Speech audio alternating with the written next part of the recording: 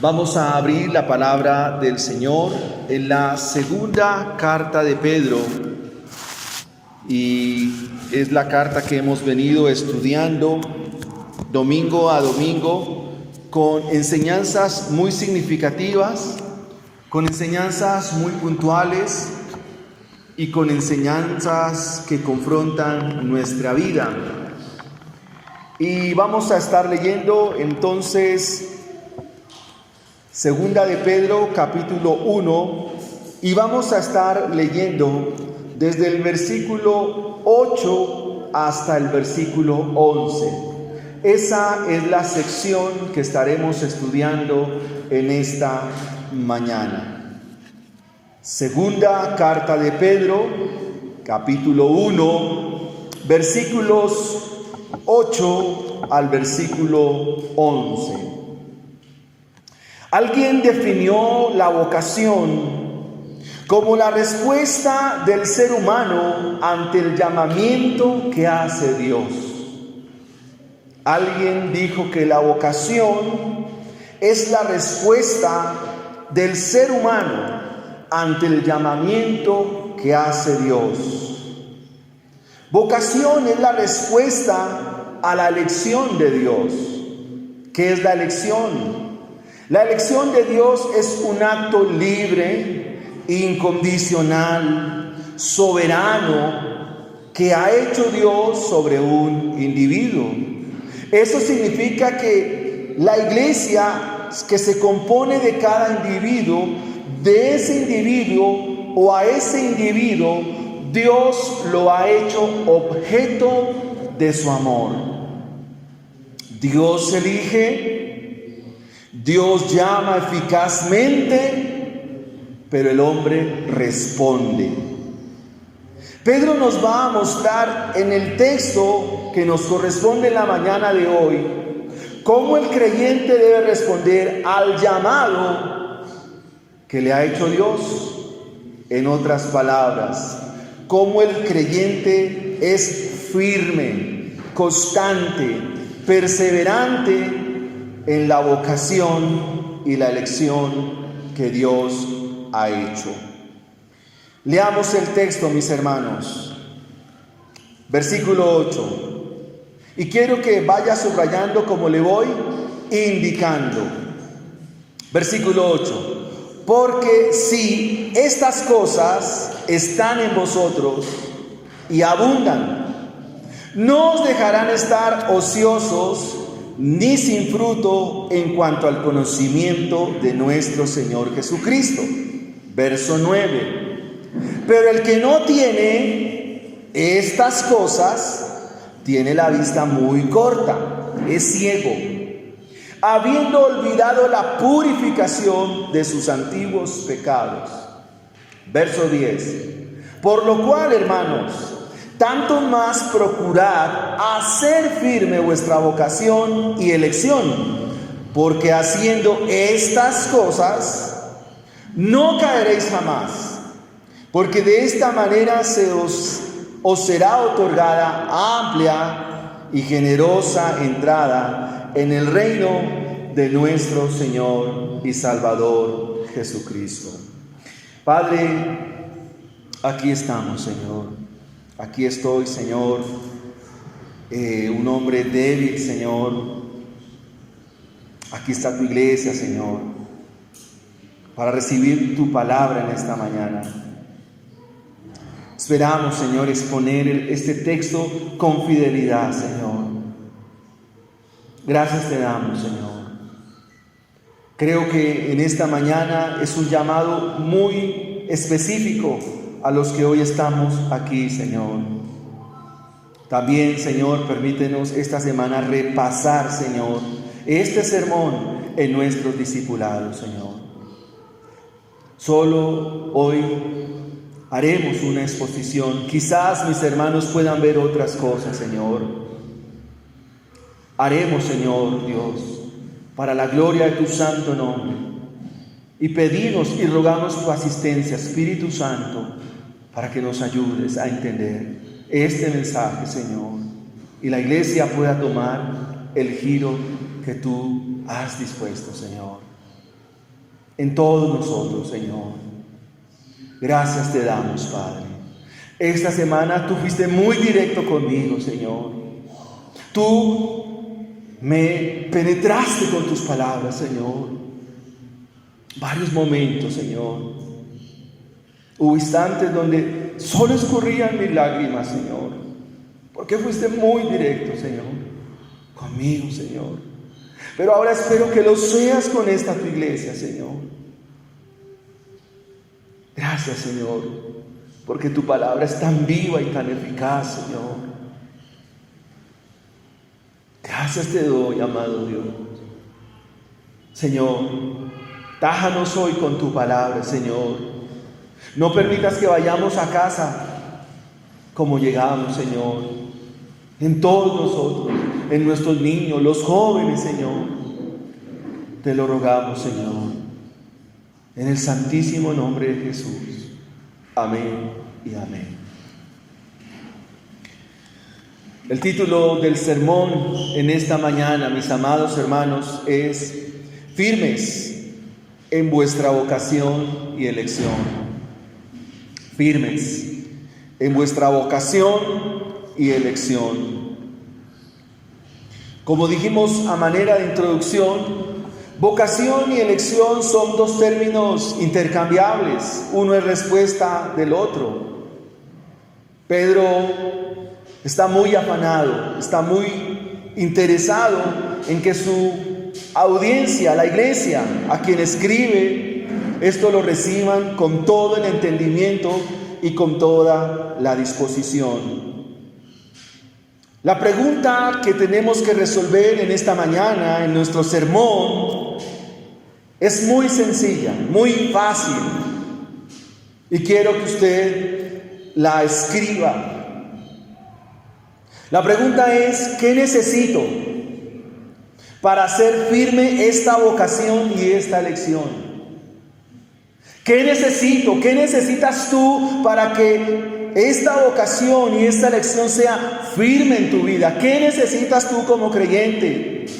¿Qué necesitas tú como hermano, como hermana, como papá, como mamá? ¿Qué necesita nuestra iglesia para que esta vocación y esta elección sea firme? Y esta palabra firme significa que sea sólida, que sea permanente, constante. ¿Qué necesito para hacer firme esta vocación y esta elección? Número 1, versículo 9.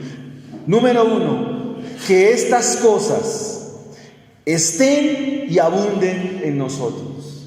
Eso es lo primero que Pedro nos va a decir que necesitamos. Que estas cosas estén y abunden en nosotros. Puede que estén estas cosas, pero puede que no abunden. Y no puede ser una cosa así y la otra no. O un poquito de una y mucho de la otra. No, mis hermanos. Se requiere que estas cosas estén y abunden en nosotros. El resultado de que el Evangelio esté en cada creyente producirá frutos conforme al Evangelio. Si el Evangelio está en ti y está en mí, obrará frutos porque el Evangelio está en nosotros. ¿Qué cosas, qué aspectos Dios nos ha dado? Miren, hermanos, la carta de Pedro en su primera parte es todo lo que Dios nos da. Y la otra parte del capítulo que hasta aquí hemos estudiado es lo que yo tengo que hacer. Dios nos ha provisto de unas cosas, pero a nosotros nos corresponde hacer otras. ¿Qué cosas nos ha dado Dios? ¿De qué nos ha provisto el Señor? La fe. Y por esta fe que recibimos, la justicia de Cristo, el conocimiento de Cristo. Y por este conocimiento, Dios nos hace partícipes de su naturaleza divina. Adicional, recibimos grandísimas promesas. Esto que Dios nos ha dado es más que suficiente para que podamos huir de la corrupción de este mundo, pero también podamos huir de la corrupción de nuestro corazón. Esto es lo que nos ha sido dado en Cristo Jesús. Ahora, como resultado de ello, la Biblia y Pedro nos dice que en nosotros van a aflorar una serie de virtudes, las cuales hemos sacado cada sermón de una de ellas. Y usted puede recitarlas. Dice, a esa fe hay que añadirle virtud. A esa virtud hay que añadirle conocimiento.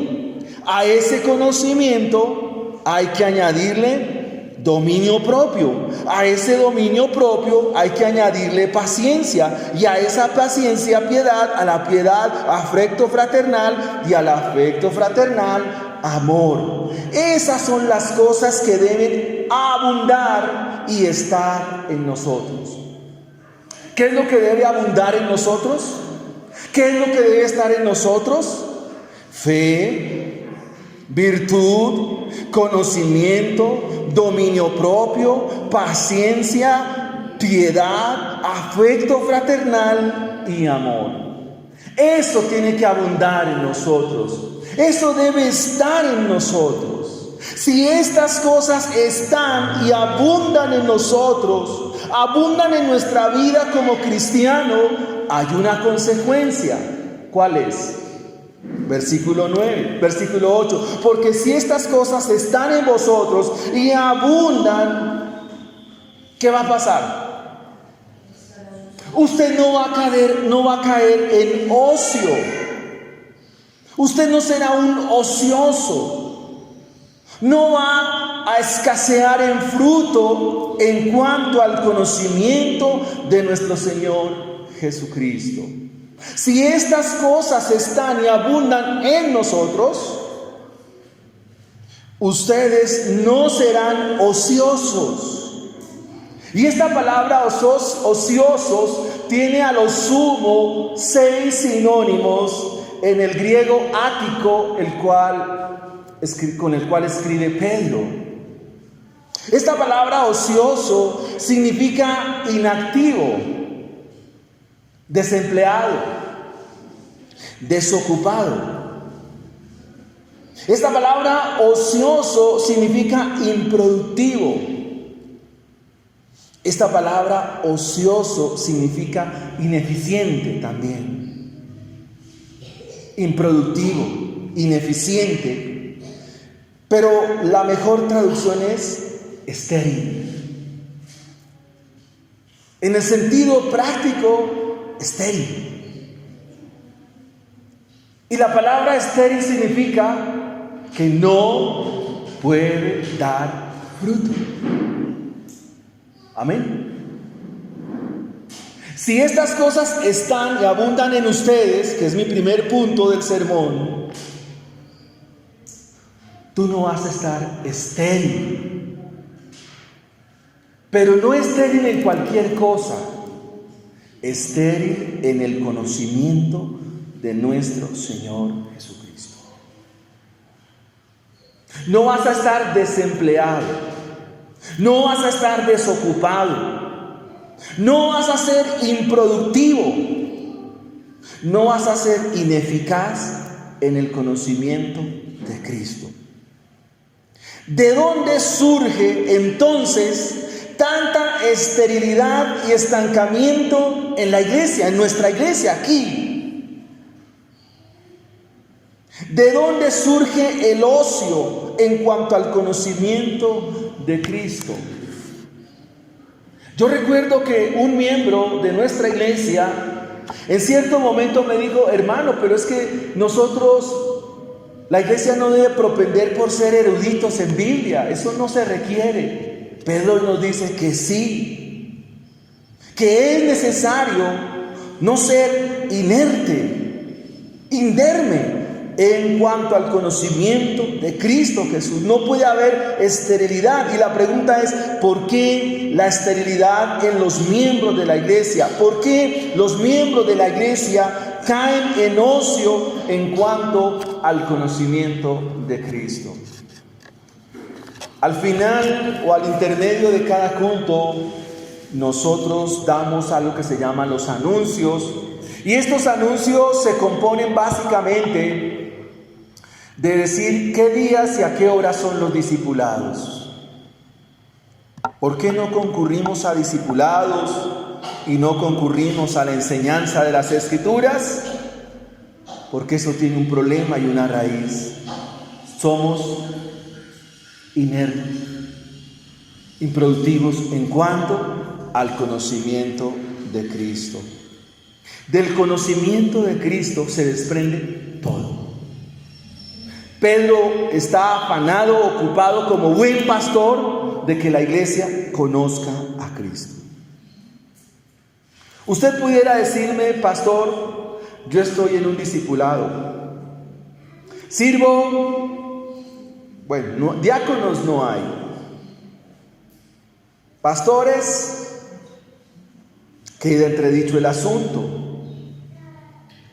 ¿Por qué somos tan estériles? ¿Por qué las iglesias, por qué nuestra iglesia no avanza? Este es el problema. Somos estériles en conocer a Cristo, hermanos. Ese es tu problema, ese es mi problema. Hermanos, Dios te llamó principalmente a que le conozcas. Y de ese conocimiento se desprende todo lo demás. Dios te llamó para que le conozcas, pero no para que le conozcas intelectualmente, no para que le conozcas en teoría. Esto hay que llevarlo muy a la práctica. Pero Pedro aquí escribe algo supremamente delicado cuando se refiere al conocimiento. La palabra aquí conocimiento es la palabra griega epiganosis, es decir, un conocimiento superior. Y este conocimiento se traduce en carácter, hermanos, carácter. Porque el conocimiento está acompañado del carácter de Cristo. La tarea del Espíritu de Dios, nuestro Santo Consolador, es formar el carácter de Cristo en cada creyente, a partir del conocimiento que Él mismo nos da en las Sagradas Escrituras. ¿Me hice entender? Se lo repito. La tarea del Espíritu de Dios, la tarea del Espíritu Santo es formar el carácter de Cristo en nuestra vida. Pero ese carácter se da a partir del conocimiento de la Escritura, el conocimiento de la Biblia. Y no se trata de un conocimiento en teoría, hay que llevarlo a la práctica porque es de carácter relacional. Cuando nosotros terminamos estudios, terminamos cursos, ¿a qué somos tendientes? A pensar que ya lo sabemos todo, que no necesitamos de nada más, que ya somos producto terminado, lo cual es un gravísimo error. Porque en la medida que Dios por su gracia nos asista, entonces podemos crecer en el conocimiento de Él. Ustedes recuerdan varios hermanos que han estado con nosotros y sus hijos, pues no es que conocieran mucho de Dios, no lo sé. Pero él me dijo esta inquietud, me dijo, hermano, ¿por qué no enganchamos a nuestros hijos en la alabanza?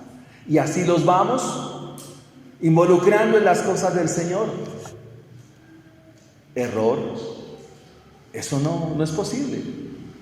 Porque tú puedes estar aquí tocando la guitarra, puedes interpretar un instrumento, puedes servir, puedes hacer cosas sin el conocimiento de Cristo, lo cual, mi hermano, no te sirve de nada. Aún se puede ser pastor sin conocimiento de Cristo. ¿Sirve de mucho? No, no sirve de nada. Amados hermanos, la meta de la vida cristiana es el conocimiento de nuestro Señor Jesucristo. El conocimiento perfecto de Cristo y la comunión duradera con Él. Y esta es la vida eterna, que te conozcan a ti, el único Dios verdadero. Si estas cosas están y abundan en nosotros, nunca estarás ocioso en cuanto al conocimiento de Cristo. Es lo que Pedro dice en el versículo 8. No estarás ocioso. Habrá fruto visible en ti. Habrá fruto del Evangelio en tu vida. Sabrás qué hacer en la iglesia. Podrás identificar tus dones realmente. Y no te llenarás de frustración porque te ponen a hacer algo en lo cual Dios no te ha llamado. En eso consiste el término vocación y elección. En saber Dios a qué me llama y qué es lo que tengo que hacer. Habrá fruto de gracia en nuestra vida, en nuestra iglesia. Pero esta gracia y esta bondad no solo se traducen en las tareas de la iglesia, sino que tú como mamá, si conoces a Dios, serás una mamá, es que así le dicen a mi esposa, serás una mamá sabia. Sabrás edificar tu casa. Sabrás guiar a tus hijos. Sabrás aconsejar a los tuyos. Sabrás llevar una vida marital como dice la Biblia que hay que llevarla. Si este conocimiento y esto abunda en ti como papá, tú serás el papá que dice la Biblia que hay que ser. No perfecto, pero estás en ese camino.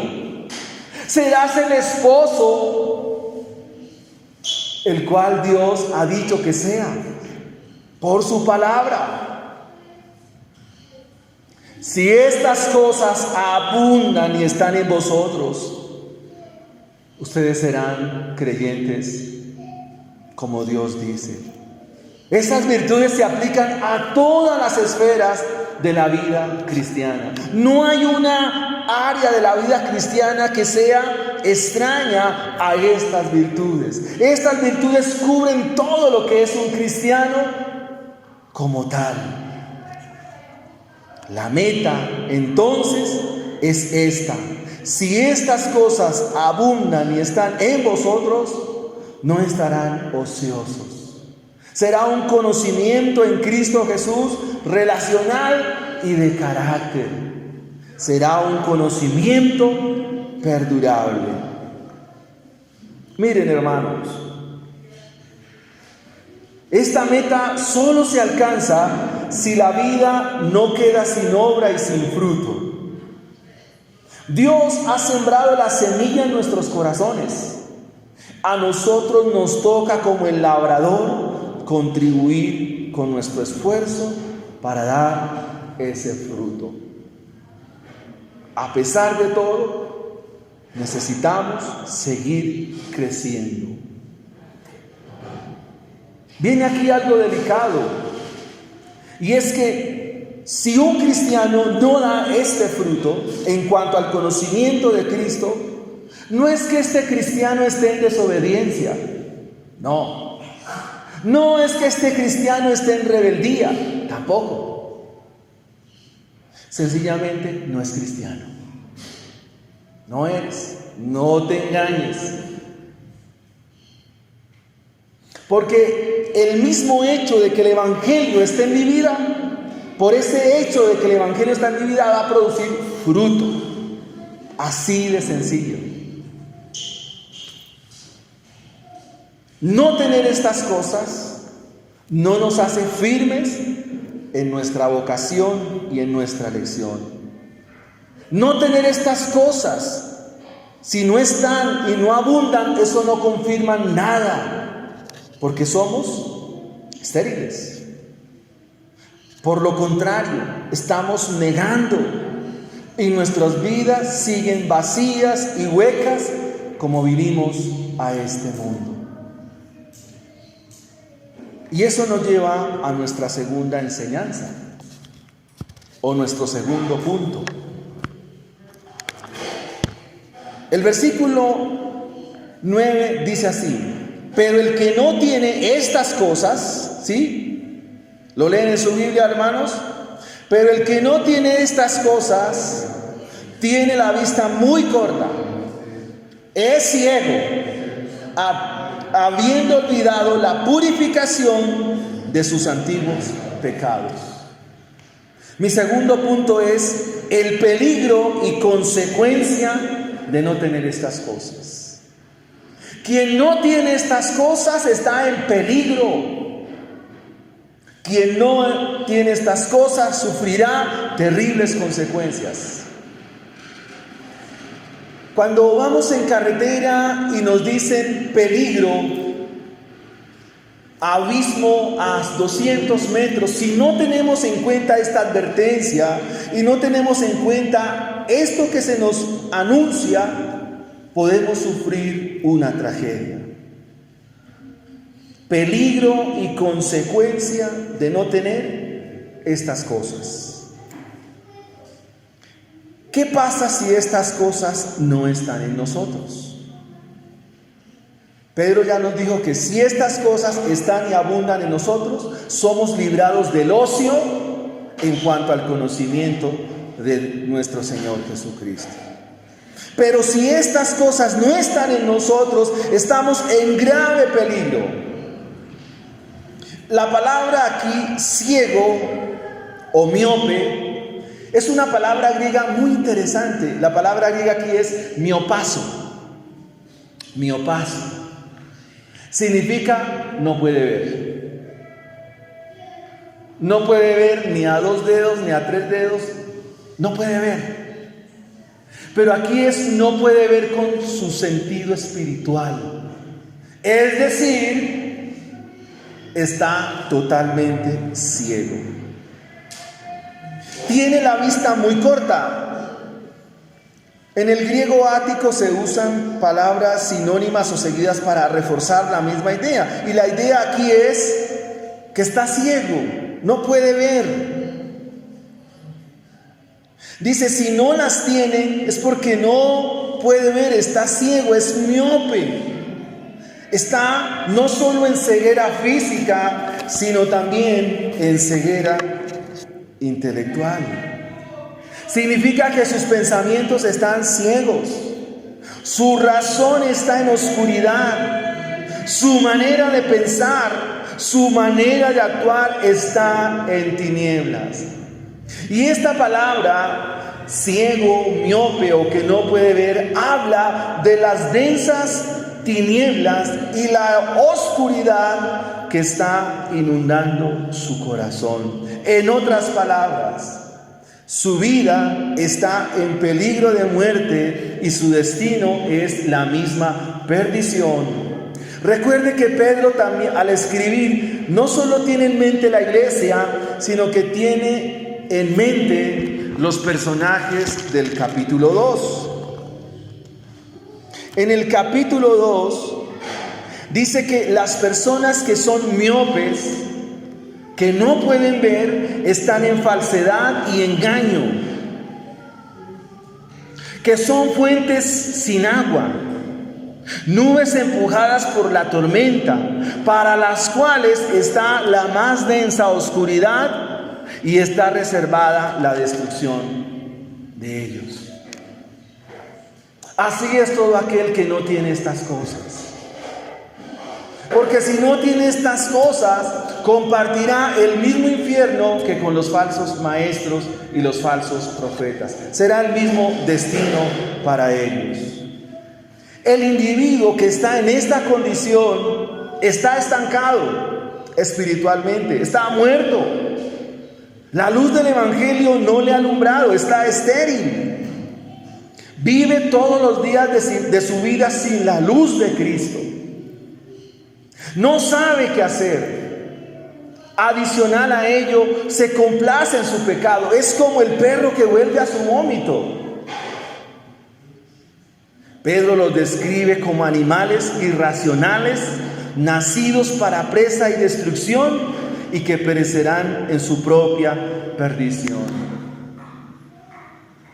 Quien no tiene estas cosas está en este camino. Amado hermano, amigos, querida iglesia, yo quiero animarles, y comparto lo que decía mi hermano al comienzo. No que hoy nos vayamos a morir, no lo sabemos, pero sí quiero animarle a que corras a predicarle a tu familia el evangelio. Ve, porque si algo nos muestra esta carta, hermanos, es el pavor del infierno. Es pavoroso el infierno. Es pavoroso el infierno, hermanos. Ve y predícale a los tuyos. Vaya. Antes de querer servir aquí en la iglesia, tienes un deber con tu familia, con tus hijos. Pero, amado hermano, llénate de la presencia de Dios. Llénate del Espíritu de Dios. ¿Cómo te llenas del Espíritu de Dios? ¿Cómo? ¿Cómo te llenas de la presencia de Dios? ¿Cómo? Conoce a Cristo.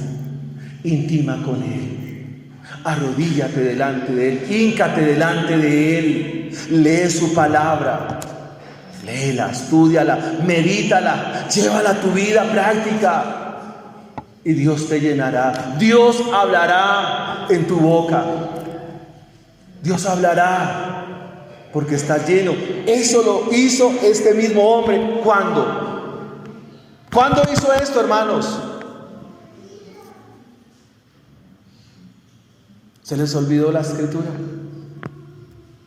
Este hombre, quien escribe, se llama Pedro. ¿Qué hizo en Hechos 2? ¿Qué hizo? Sin miedo, hermanos. Se paró y predicó. ¿Qué profeta del Antiguo Testamento? ¿Y cómo estaba él? Lleno del Espíritu Santo.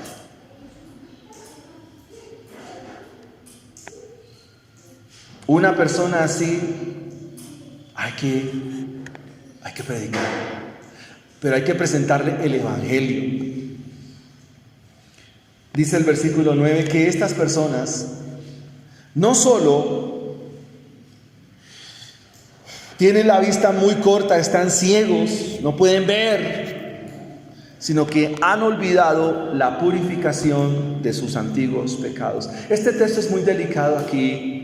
Si no estudiamos la teología pedrina, hay teología juanina, hay teología paulina y hay teología pedrina. Pedro está hablando aquí del bautismo, ¿sí? Porque si alguien a quien se le purifican los pecados, pues significa que ha sido salvado, ha sido limpiado. ¿Cómo puede caer en el olvido tal persona? Como que no hay consecuencia. Por eso es un texto de una interpretación muy cuidadosa. Decía mi hermano Rubén, predicar es muy tremendo, porque no podemos salir aquí con cualquier cosa. Miremos el texto, dice: pero el que no tiene estas cosas, usted ya sabe cuáles cosas, tiene la vista muy corta, ya sabemos que está ciego, pero ha olvidado la purificación de sus antiguos pecados. Es decir, que el rito del bautismo, el cual se le practicó, lo hizo externamente. Simplemente fue un acto externo, pero no pasó nada en su corazón. Al bautismo, el cual Pedro cita aquí, se le llama el rito de la purificación. Eso está en el libro de los Hechos, en los primeros 8 capítulos. Es posible que un creyente cante las palabras de Cristo. Es posible que una persona halle las almas, busque, pero no haya habido un cambio en su corazón. Dije un creyente, no, un individuo, una persona. Hermanos, nosotros podemos aprender formas religiosas, como cuando íbamos a misa. Usted aprendió a santiguarse, se aprendió el Padre de memoria, se aprendió el Padre Nuestro de memoria, se arrodilló, cerraba sus ojos, pero no ha pasado nada en el corazón. La Biblia nos registra hombres que se bautizaron sin ser creyentes. Ustedes en Hechos van a encontrar a Simón el mago, que se bautizó, pero no era creyente. Es probable muchos de los que se hayan bautizado lo hayan hecho sin creer, pero se bautizaron. El bautismo es una ceremonia externa que de tener su contrapartida en un compromiso interno con Cristo, pero a la verdad falta el corazón transformado, falta un corazón revestido, un corazón regenerado. Juan nos ayuda en su carta a decir estas cosas. Salieron de nosotros, pero no eran de nosotros. Porque si hubiesen sido de nosotros, habrían permanecido con nosotros. Pero salieron para que se manifiesten que no todos son de nosotros, aunque estén bautizados. Permítame aplicarlo de la siguiente manera. Hermanos, con todo amor, con todo cariño y con todo respeto, usted no me diga, es que yo de niño lo llevaba a la iglesia. Eso no garantiza nada, hermanos. ¿Por qué no están? No, es que hasta se bautizaron. Sí, ¿y qué? No están. Eso no es garantía de nada. ¿Por qué no están? Hay tres cosas que un creyente ama cuando es regenerado: la oración, la palabra, la iglesia. De pronto, como el hijo pródigo, se aparta un tiempo, pero finalmente volverá. Es probable que Dios quizás traiga arrepentimiento sobre esta persona. Este es un llamado de atención a aquellos que siguen dormidos en su pecado y su condición espiritual. Este olvido es un bloqueo a recordar la gracia salvadora. ¿Por qué la olvida? Porque no la conoce. ¿Por qué la olvida? Porque no la tiene en su corazón. ¿Por qué cae en el olvido? Porque no sabe el significado del amor perdonador de Jesucristo. Pedro está indicando que quien está así es un fracasado en las cosas de Dios. De otra forma, contraría todo aquel que mira a Jesús con gratitud. El que ha sido salvado mira a Jesús con gratitud. Si algo tiene presente es de que ha sido salvado. Sigue desarrollando su relación personal con el Señor. Y todo lo que hace, lo hace porque se desprende del Dios que lo salvó. No necesita que se le recuerden las cosas, por sí solo las va haciendo. Pero el que es ciego de vista, el que no tiene estas cosas, el que está en este peligro, no solo es olvidadizo, sino que no sabe de qué es purificado, y por eso le da lo mismo. Un punto difícil, hermanos, porque está en peligro y la consecuencia de no tener estas cosas. Veamos en tercera instancia que quien tiene estas cosas confirma su vocación y su elección. Quien tiene estas cosas, ¿qué confirma? Su vocación y su elección.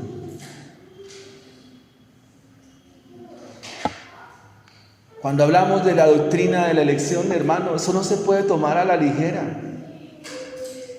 A esto hay que dedicarle semestres estudiando. No es que Dios elige y ya, no, hay que tener un fundamento. lo cual hablaremos después. Versículo 10. Por lo cual es un adverbio, una afirmación. Por lo cual, ¿cómo se refiere Pedro a los creyentes? ¿Qué les dice? ¿Cómo les dice? ¿A quién se le puede decir hermano en la iglesia? No, Señor. Leamos el versículo 1. Dice: Simón Pedro, siervo y apóstol de Jesucristo, a los que habéis alcanzado por la justicia de nuestro Dios y Salvador Jesucristo, una fe igualmente preciosa que la nuestra. Obviamente sí, la fe nos lleva a hacer la voluntad del Padre. Recuerden que no somos de una fe unos y una fe otros. Que en todos nosotros, ¿cómo es la fe? La misma. Por ser el pastor de la iglesia no tengo 1000 puntos de fe. ¿Y usted, como es un cristiano raso, entonces solo tiene 5 puntos de fe? No, no es así.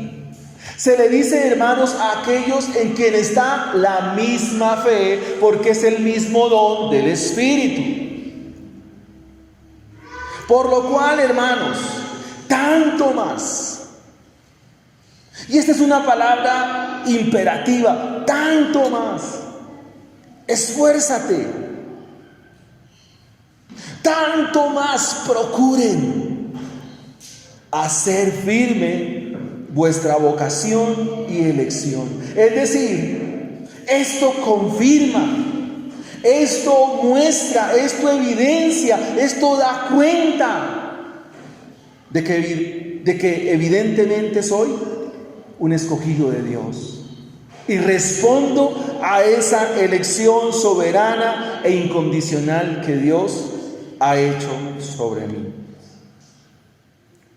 Y dice: porque haciendo estas cosas, ya sabe cuáles cosas, los que tienen esta misma fe común, hagan firme esta vocación y esta elección. Y Pedro recalca, enfatiza la seguridad que nos da el versículo 8, con lo cual ratifica que evidentemente es un llamado de Dios. Pregunto, ¿Pedro fue llamado por Dios? ¿Cierto que sí? Y él le dice, esa fe que yo tengo, entonces también está ¿en quién? En ustedes, hermanos. Por eso se refiere así, hermanos. Ahora, ¿cuál es la vocación y cuál es tu llamado? Conocer a Cristo, intimar y vivir para Él. Para conocer a Cristo, para intimar y vivir con Él, por Él y para Él. Esta es la preocupación de Pedro. Pedro es un pastor que se afana por la congregación, por la iglesia. Si esta fe estuviera en nosotros, también nosotros nos afanaríamos por nuestra iglesia. Más que por el lugar, nos afanaríamos por nosotros mismos. ¿Qué tanto estamos conociendo de Dios? Sería tu afán. Es mi afán. Mi afán es que tú conozcas a Dios. Ese es mi afán, hermano. Mi afán es que nuestros niños crezcan para Dios. Mi afán es que tú vivas para Dios. Ese es mi afán, esa es mi preocupación, ese es mi ruego, ese es mi clamor a Dios. Porque esa fe está en mí, está en Pedro, estuvo en Pablo y está en los creyentes de todos los tiempos. No, el Señor nos ha dicho, busquen primeramente ¿qué? El reino de Dios. ¿Pero qué es buscar el reino de Dios? Es buscar el reino de Dios también en ti. Ayudarte a que tú encuentres ese reino en tu vida. Y lo demás, por lo que tanto nos afanamos, por lo que tanto nos preocupamos, ¿cómo viene? Por añadidura. Cuando Pedro dice procure, dice hagan su mayor esfuerzo, que su máximo empeño sea en conocer a Cristo, su máxima dedicación. Ese es el resultado de la elección divina. No es vivir una vida de ocio, una vida de inerte, una vida estéril. Y de ahí se da todo. Si hay elección y llamado, hay conocimiento de Cristo. Si una persona es objeto del amor selectivo de Dios, es para que Él le conozca. Dios te ha llamado para que le conozcas. Esa es tu meta, amado hermano. La expresión firme sigue la misma expresión de esforzarse y combina aquí llamado con elección, y esta expresión es enfática en toda la carta. ¿Cómo termina la carta? Antes bien, último versículo 16 del 3, antes bien, ¿qué dicen? Crezcan. ¿En quién? En la gracia. ¿Y en qué más crezcan? En el conocimiento. ¿De quién? De nuestro Señor Jesucristo.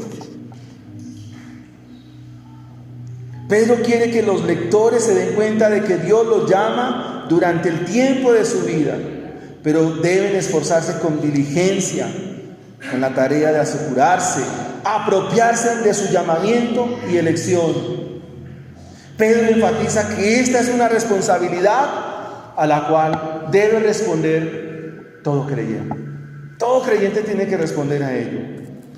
Elección y vocación y llamamiento son actos redentivos, evidencian la redención de nuestra alma y de nuestro ser.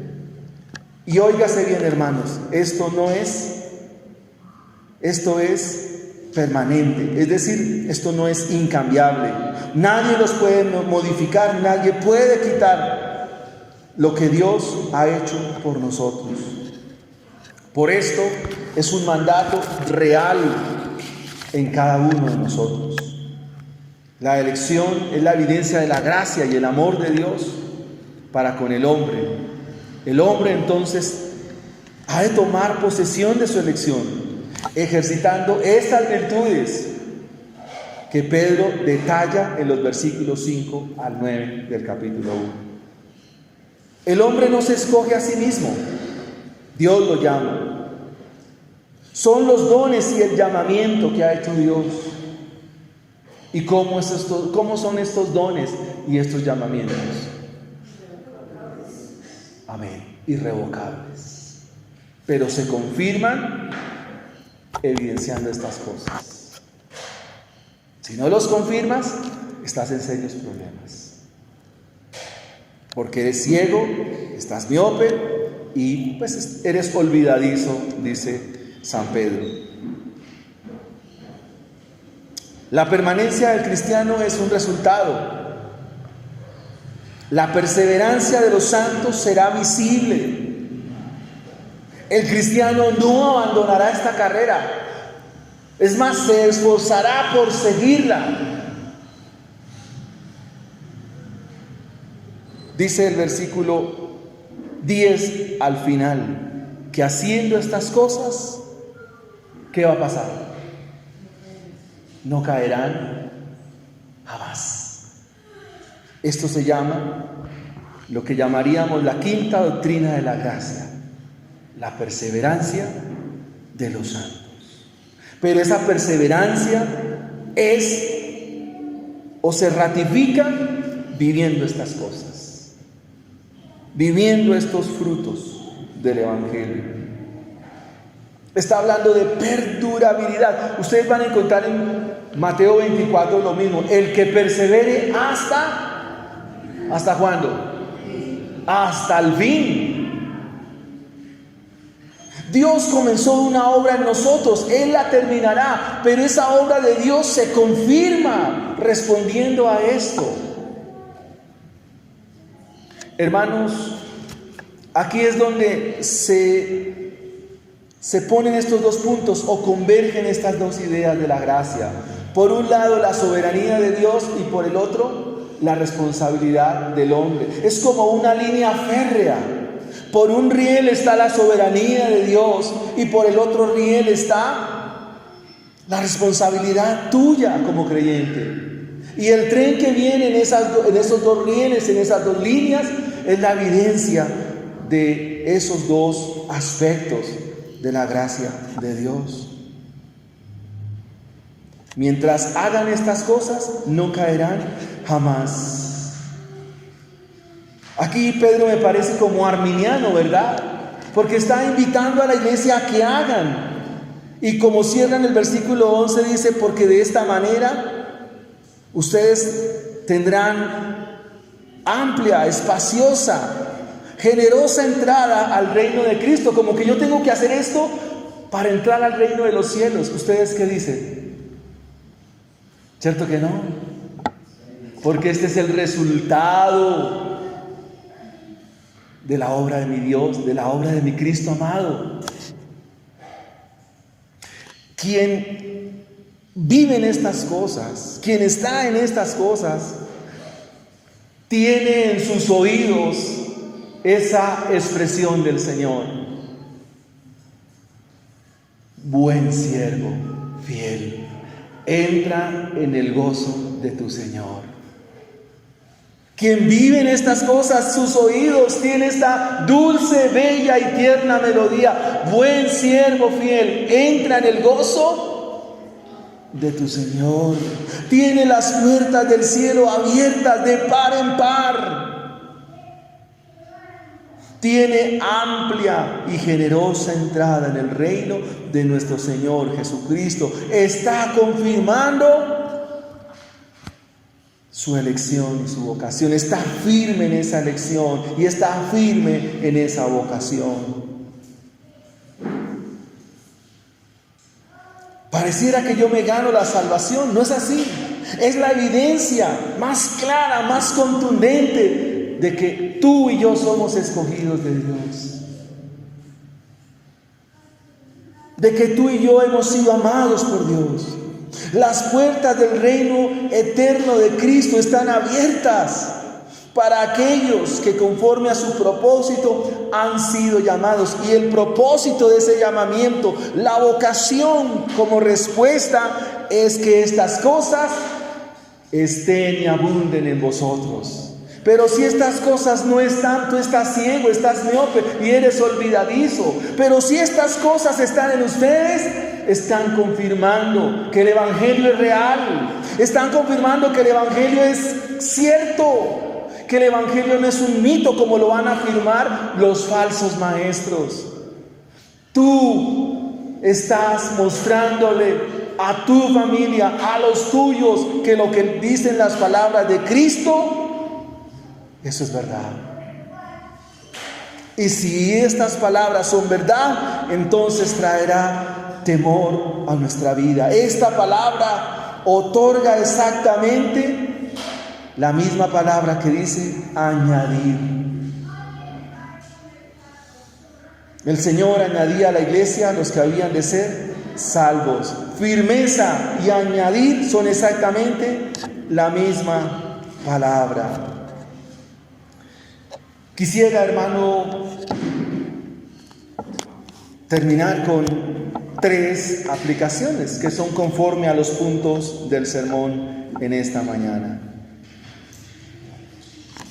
Si ustedes recuerdan, el título del sermón es Firmes en vuestra vocación y elección. Hemos dicho, número 1, que quien tiene estas cosas tiene el Evangelio. Hermanos, no puede ser unas sí y otras no. O son 7 virtudes, tengo 4 y las 3 no están. No son disparejas. Esas virtudes son por pareja. No pueden ser unas sí y otras no. Quien tiene estas cosas tiene el Evangelio, porque estas cosas son fruto. Pensemos en una de ellas. Todas son interesantes, las hemos estudiado y nos faltó tiempo. Pensemos, por ejemplo, en el dominio propio, una de las 7. El dominio propio es un fruto del Evangelio al cual tú respondes. Si el dominio propio abunda en tu vida, y lo pueden estudiar en los discipulados esta semana, si el dominio propio abunda en ti, tú vas a pecar menos. ¿Por qué vas a pecar menos? Porque te vas a contener de deshonrar a Dios. Te vas a contener de ser tan mentiroso, de decir mentiras, y pensarás que eso ofende y desagrada a Dios. Vas a refrenar mejor tu lengua, porque tienes dominio propio. Los apetitos de la carne, esa templanza, porque es la misma expresión, estará restringida por la gracia de Dios. Serás auxiliado en ese momento. Y esto es un fruto del Evangelio. Cada día vas a estar más santificado delante de Dios. Esto a manera de aplicación. Quien tiene estas cosas, tiene el Evangelio. Va camino a la meta. Y no solo que estén, sino que abunden y hagan presencia. Propenderás cada día por saber y conocer más de Cristo, el verdadero conocimiento de nuestro Señor Jesucristo. Siempre debería encender en nuestros corazones ese deseo insaciable de conocer mejor y querer usar ese conocimiento al servicio de los demás. Nuestra iglesia escasea de muchas cosas, hermanos, y esta es una radiografía, esta es una endoscopia de lo que somos como Iglesia Américas. ¿Dónde está el problema? En que tú y yo no conocemos al Señor como debe ser. Tenemos distorsiones del Evangelio y debes arrepentirte y debes venir a Cristo y decirle: perdóname por mis intereses, por tus inmadureces, por tus cosas egoístas, por querer anhelar títulos cuando eso es irrelevante, cuando eso no sirve. Y por eso es una radiografía en el día de hoy. O sea, estamos miopes, no vemos bien. ¿Por qué? Por lo que Pedro nos ha dicho esta mañana. Esto lo viví esta semana. El primer cortado por este sermón fui yo. Espero haber expuesto hoy el texto.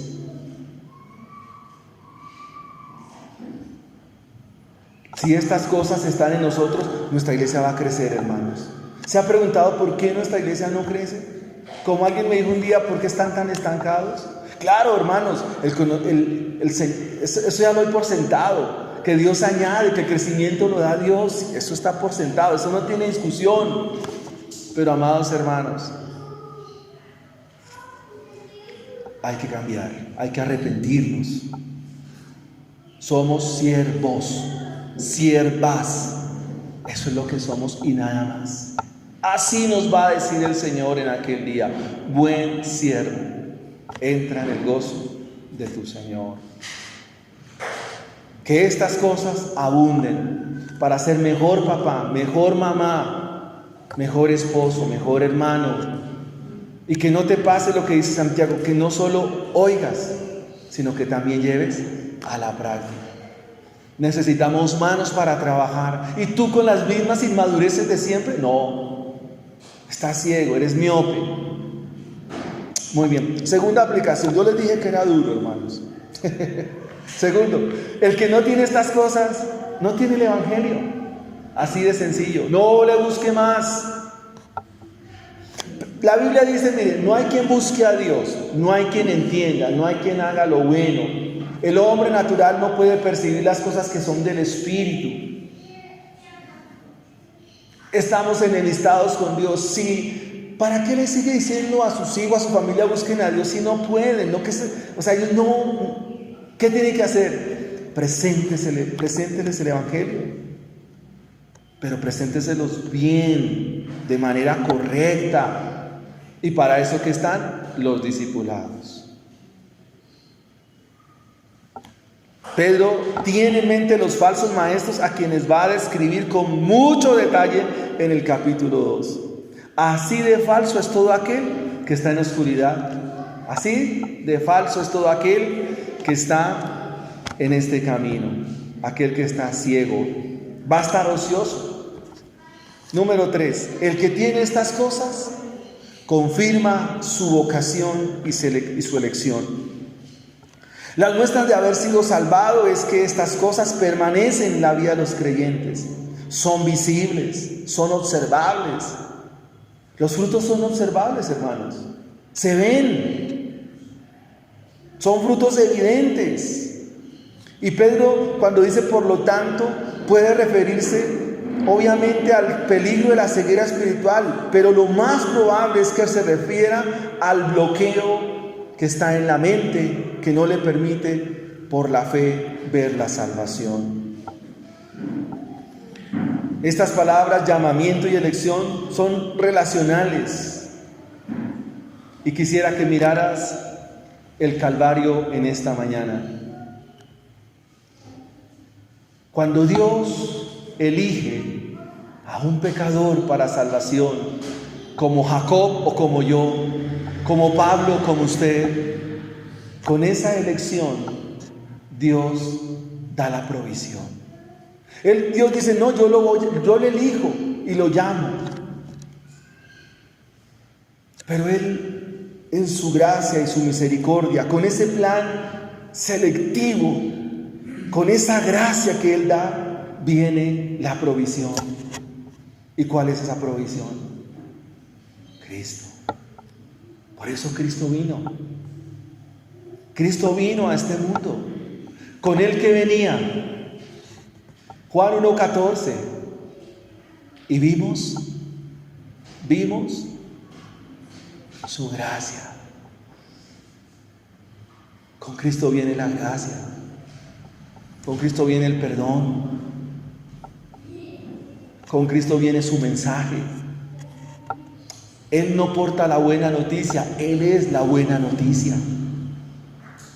Amados hermanos, cuando Dios elige, cuando Dios llama, Él da todo completo para que el pecador pueda venir y pueda responder a esa elección,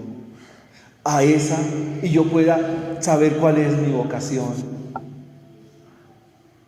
Dios elige, Él llama, Él santifica, Él obra. Y por eso envió a su Hijo a la cruz del Calvario.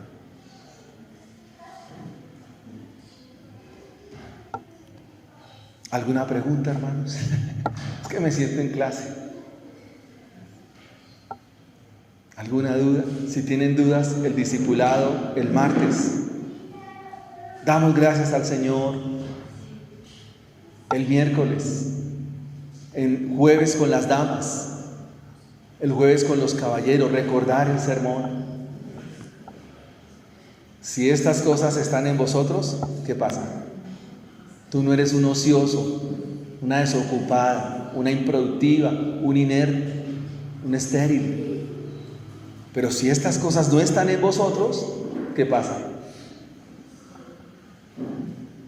Eres ciego, miope, olvidadizo, estás perdido. Pero si estas cosas están en vosotros, tú confirmas que eres salvo, que Dios te ha escogido, que eres una oveja de Cristo, eres un vaso de gracia. Ustedes dirán, ¿y por qué repite? Porque Pablo dijo, no me molesto volveros a repetiros las mismas cosas. Así que eso lo dijo Pablo, pues yo también lo repito. Amén. ¿Quiere ponerse en pie y oramos al Señor?